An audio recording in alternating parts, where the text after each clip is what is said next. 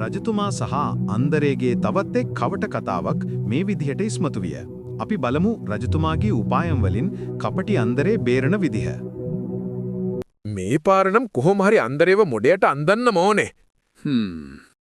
සෙබල වහම අන්දරේව රජවාසලට කැදවනු. මට තියෙනවා හොඳ උපායක්. මොකද්ද රජතුමනි අන්දරේට දෙන උපාය?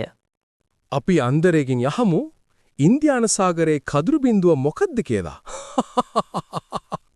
රජතුමනි ඔබ නම් අනර්ගයි. නේපාර නම් අන්දරේ මෝඩයට ඇන්දෙනවමයි. අන්දරේ ඔබට රජතුමා රජවාසලට එන්න කිව්වා. මේ සැරේ රජතුමා මොකාටද එන්න හදන්නේ? අන්දරේ රජවාසලට යන්න පිටත් වුණා.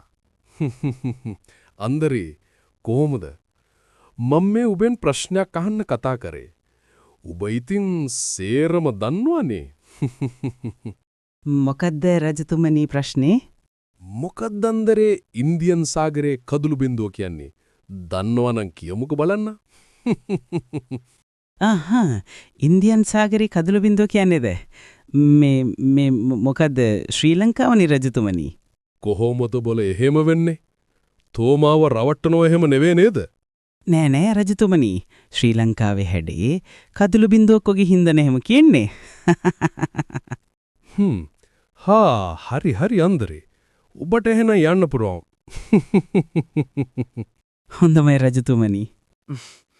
හාවා මෙතන මාම මෝඩයා කරන්න.